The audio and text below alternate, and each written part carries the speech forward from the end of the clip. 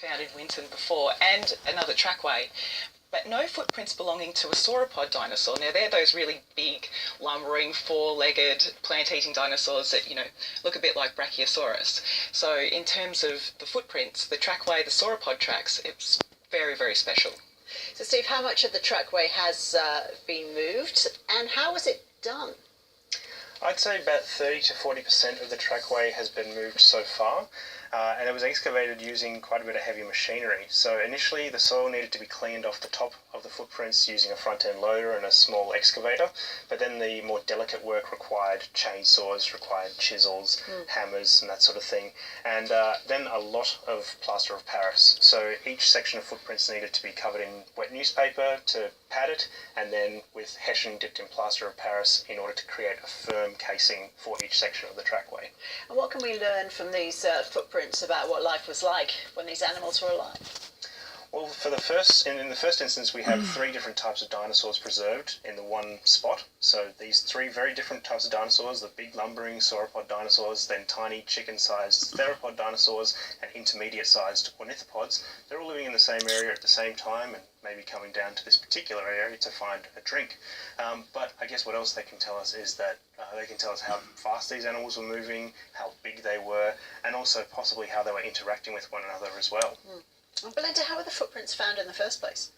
So you mentioned before that the area has been inundated with floods. It was actually floodwaters that helped move away a lot of that topsoil and allowed a caretaker on this particular property just outside Winton to spot the end of the trackway and thought, oh, they look a bit like dinosaur prints. And that was subsequently confirmed by paleontologists, and then a lot more of that topsoil pushed off, as Steve mentioned. Yeah. And it's the rest going to be moved, the rest of the trackway?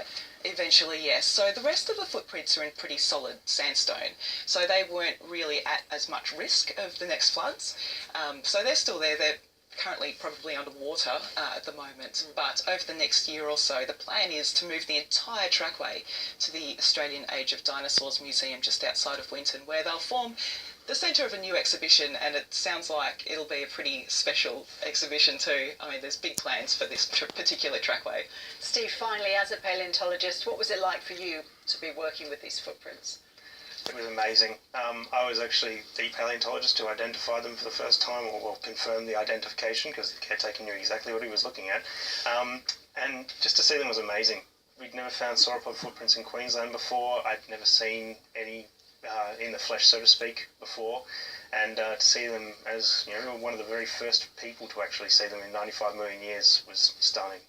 Ros, can I just say that when I first turned up at the site, I couldn't believe that I was actually walking in the footsteps of a dinosaur. It's pretty amazing. Yeah, incredible experience.